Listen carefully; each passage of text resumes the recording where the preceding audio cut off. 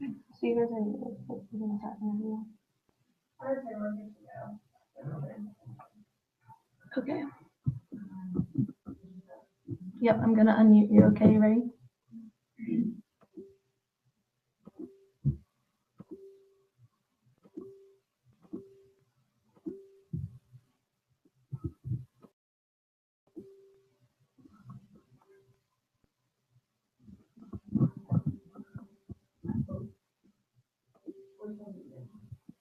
I know that I can't figure out why.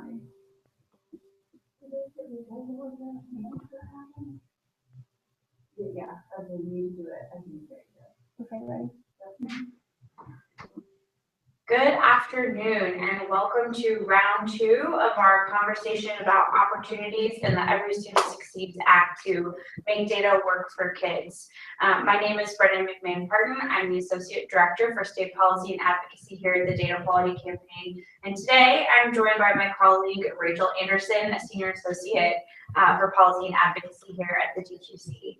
Today we are doing a pretty darn quick 30-minute conversation about some of the other opportunities to use data that are made possible in ESSA or ESSA as we call it here. If you joined us a few weeks ago, we went over some of the other ones around disaggregation and more, and today we're talking about some of the further things that are in the law. We invite you to join us on Twitter. You can tweet along with us, including asking questions by using the hashtag ESSAOPS, ESSAOPPS.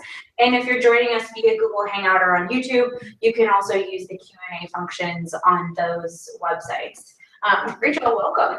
Thank you, Brennan. I'm delighted to be here. I'm excited to talk about ESSA. You're in policy or advocacy in Washington, D.C. and across the country today. It's kind of all you've been talking about, right? Yes. So there is a lot to talk about. There is a lot to talk about in this many paged law. I want to kick us off by just talking about the 3 things that we at DQC see as the really important above the fold key takeaways about this bill that we want all states, all advocates, everyone to be thinking about as you're pursuing activities around this law. First is that we really see this as an opportunity to use data in different ways than it's been used before, but also to think through about how the data that are used for accountability need not be the exact same data that are used for transparency, need not be the exact same data that are used for continuous improvement, that you can grow out those subsets across each of those tasks.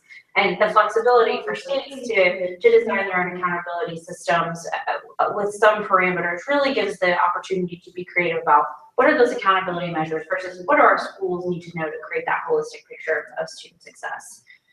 Second, because there are a lot of great opportunities to make data available in ESSA, this is a time right now while we're waiting for implementation to begin, while we're waiting for the guidance from ED, from the United States Department of Education. This is a time to meet your state's data system where it is and get your data house in order. There might be some different tags, some different collections that you need to be doing, and we suspect that each state is somewhere on a spectrum from feeling like, wow, this is really new to, hey, we're in good shape, but now is the time to really be thoughtful about that. And finally, again, like I said, you have this time, still the balance of 2016 before any sort of regs or guidance comes out, but it's a great time to go ahead and start engaging with your stakeholders. This is required under ESSA as states develop accountability and other plans, but it's also just good practice, right? Go out to your community and talk about what does it mean for a school to be successful to you. And I'll just add too that really high quality stakeholder engagement means not only that you listen, but that you feed back to those stakeholders, hey, here's the decisions that we made and why. So those are the really top of mind things that we're thinking about here.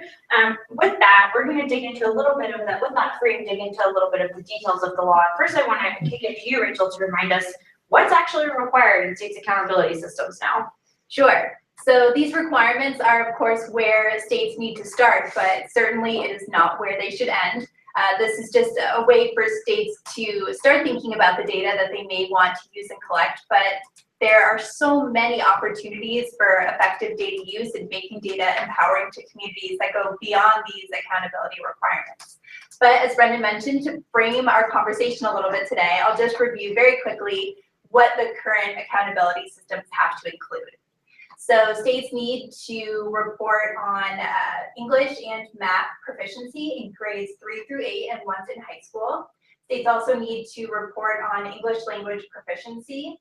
And additionally, states need to include another academic indicator, which in high school will be cohort grad rate, which, an interesting note, this is the first time a longitudinal statistic is being required as part of state accountability systems. So a real exciting change there.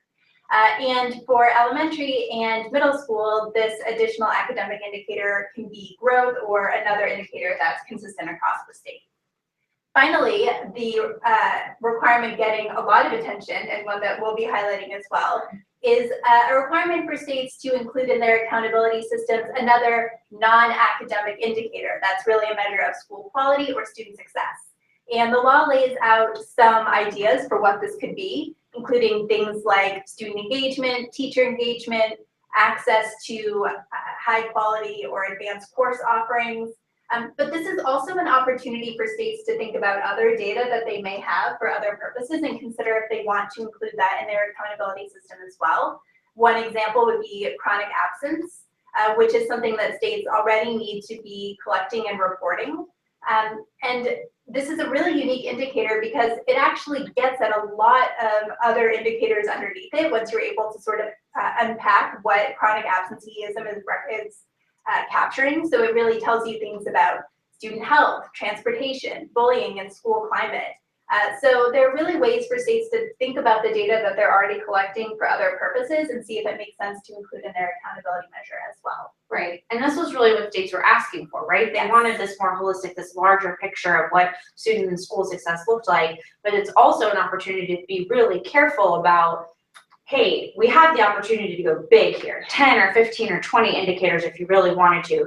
We still have to make sure that the objectives for our schools and ultimately our students and teachers are clear and achievable. So that just takes us back to what we were saying at the beginning, that while you may choose 5 indicators in your accountability system, there may be a broader set of measures that you want to report and feed back to schools to help them just inform their daily work, but maybe not necessarily be held strictly accountable to. Exactly. And as you mentioned, now is really the time for states to be thinking about these questions, is what data really makes sense to go on their accountability system and what data makes sense for transparency or continuous improvement or other purposes. Because we all know that the ESSA timeline sort of stretches ahead of us. USCD rulemaking will continue through this calendar year, but state accountability systems won't go into effect until the 2017-2018 school year. So now is really the time for states to be very planful in what they're thinking about and really determining how they're going to use data going forward. Right, and so one issue that's really important to us in the data quality campaign is publicly reported data. And let me just say that a lot of people's minds will go to state report cards or state accountability report cards. That's certainly one really important vehicle we're talking about, but not the only one. Ultimately, we want states to do sort of a high quality one-stop shop source of information for parents and communities. But like you were saying, this timeline stretches out and states really have a break this year. They don't have to report on AYP and the kinds of accountability things that were required under No Child Left Behind or in their waiver. So it's a great opportunity to start thinking about, while we have a little bit of a break, how do we start thinking about making those report cards, that publicly available data, really high quality and useful moving forward? Yeah, it's really a time to think about what we talk a lot about data quality campaign is this idea of moving data from compliance to service. Absolutely. States really have an opportunity now to think about using data for service, and now they even have a little bit of time to think about how to do that well. Right, and we're going to be calling for states to do this. Just a quick plug, the data quality campaign will be releasing our new policy recommendations for states later this month on April 26th. And a lot of the pieces of that really are going to tie back to the things that states need to do ESSA well. Not why we wrote the roadmap, but pretty conveniently timed if you asked us. And in those new recommendations, we're going to be calling for states to do really high quality public reporting and supporting them in getting there as well. Absolutely. So let's talk a little bit about, since that's a piece that we really feel like is really important, a huge opportunity in this new law to get high quality, useful information that's valued by the community out there. Let's talk about some of the things that belong in these public reports now under ESSA that we think are pretty cool and important. Absolutely. So disaggregation, much has been made of it already, including on this fantastic series of webinars. But it's so exciting that it kind of bears repeating. So the new law directs states to disaggregate student performance data for students who are homeless, students who are in foster care, and students who are military connected. And it also directs the Secretary of Education to provide TA to interested states and districts about disaggregating further their Asian American Pacific Islander information. Thinking AAPI, what is that? Yeah. So there really are new supports and requirements for states to break apart these special populations and really make sure that they're looking at their outcomes and serving those students well. Another really exciting addition in ESSA is a renewed focus on post-secondary indicators. So the law requires states to include post-secondary enrollment data as available. Now, we at DQC know that at least 39 states already calculate post-secondary enrollment. So as available really should be Pretty much everywhere. Pretty much everywhere. Yeah. And in this area of post-secondary indicators, the law also asks states to think about reporting other information that's really valuable to their communities. So again, this theme of stakeholder engagement and really moving data collection and reporting from compliance to service. So this is really an opportunity for states to actually engage with their stakeholders, think about what additional post-secondary indicators, whether that's remediation, persistence, graduation, what indicators are really important to their community and include those as well. And really side by side with that high school performance data, helping Right. people understand there's a whole pipeline of student success here, Exactly. right? That context is so empowering to people and gives them such a better understanding of what their schools are doing and how their students are doing. Exactly. And a quick note is that this level of stakeholder engagement, I know, is quite an undertaking. But in ESSA's family engagement provision, there are some additional funds that could be used for some of the stakeholder engagement work. So new requirements for states, but also some new opportunities and supports. Absolutely. Finally, another area of the report cards that's getting a lot of attention are those always exciting crosstabs.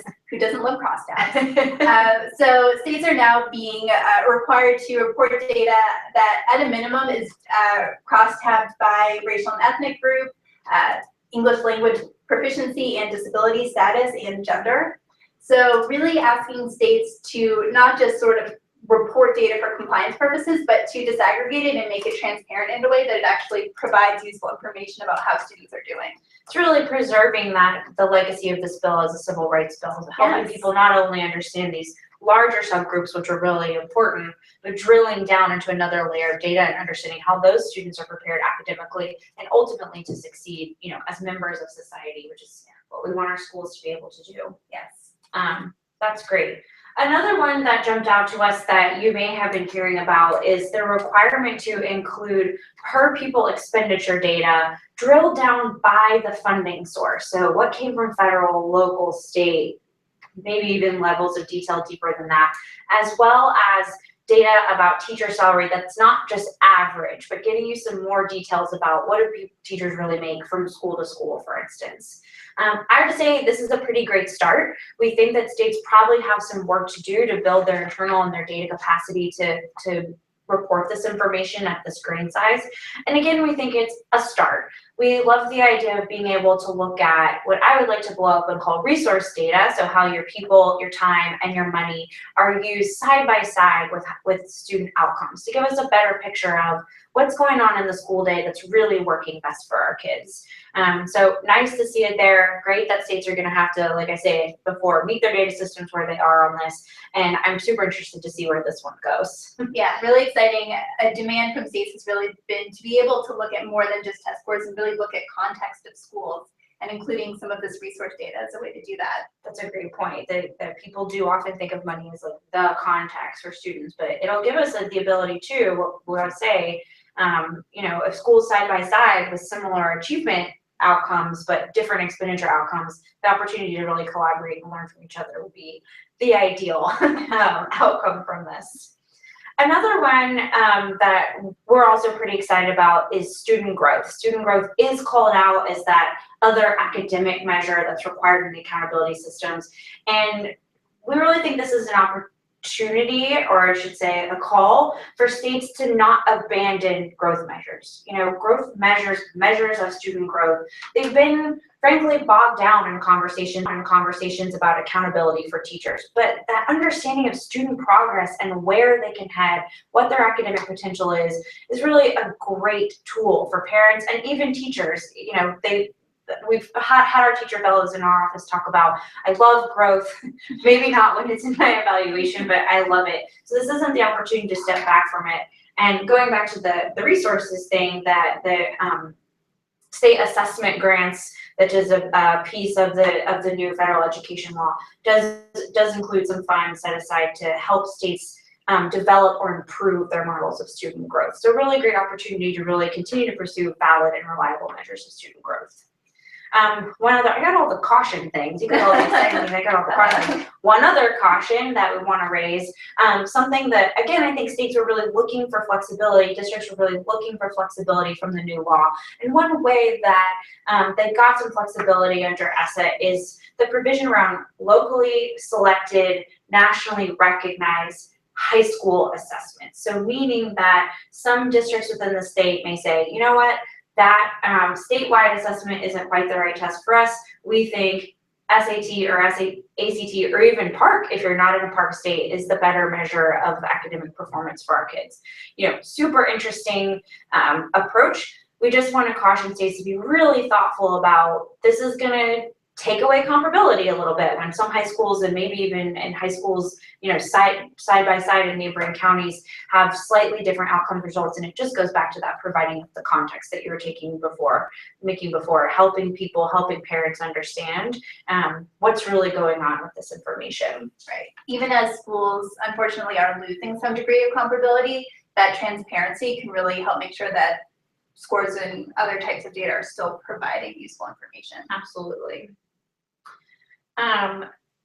Like I said at the beginning, feel free to ask questions or tweet along with us. There is much to unpack in this law, and we know a lot of people are really thinking hard about this, including us at DQC. And we're really only scratching the surface today. There's other areas around teacher quality that we're very interested to see what states are going to do. Other things about assessment audits, the innovative assessment pilot. There's a lot to think about in this law, and really implications for data and how you're transparent with that data across those opportunities. Like I said, we are keeping this pretty darn quick today. But if you had to sort of wrap it up again for states, what would be the big reminders? Yeah, I think that's foremost, that data need to be used for different purposes, right? That accountability, we're still asking our schools to meet a high bar for kids. We still want to make sure that they're reading, that they really are getting math, but that we also want to make sure they have that more well-rounded, holistic picture of what's going on with kids in schools that provides the information that communities need. So you may come up with 20 things that are really important, but you don't need them all to belong in an accountability system. Different data for different purposes. Another one, and I can't stress this enough, that you have time right now, and that time creates a lot of opportunities for implementation, being really thoughtful about implementation. So meet your data systems where you are, think about what some of the new requirements are, particularly around all those mobile youth like military and foster and homeless kids. Is AAPI something that's important to your communities? Make sure that you find the ways to get that out there. Get really meeting your data system where you are. And finally, that stakeholder engagement piece, I think we've really stressed throughout this conversation, that going ahead and starting to get out to talk to parents, to communities, to advocates, to those who represent civil rights, those who represent teachers and teachers themselves, and really be thoughtful about, don't bring your usual suspects to the table. Think about who haven't we really engaged with before, and how can we bring them along on this conversation. I personally think that the states that have really great success with their new accountability plans under ESSA are probably going to be the ones that have been really thoughtful and planful about stakeholder engagement. Yeah. We do have one request for a summary of this information, and yes, we'll make this available online. I think it might be time to write a pretty comprehensive blog post, wouldn't you say, Rachel? Yes. But I'll also tease that we'll have some other toolkitty kinds of resources about things in ESSA to be looking out for, including many of the things that we talked about today, all the things actually we talked about today, and more in the coming months. Cool. Thanks for joining in. for our pretty darn quick webinar about opportunities to make data work for kids at ESSA.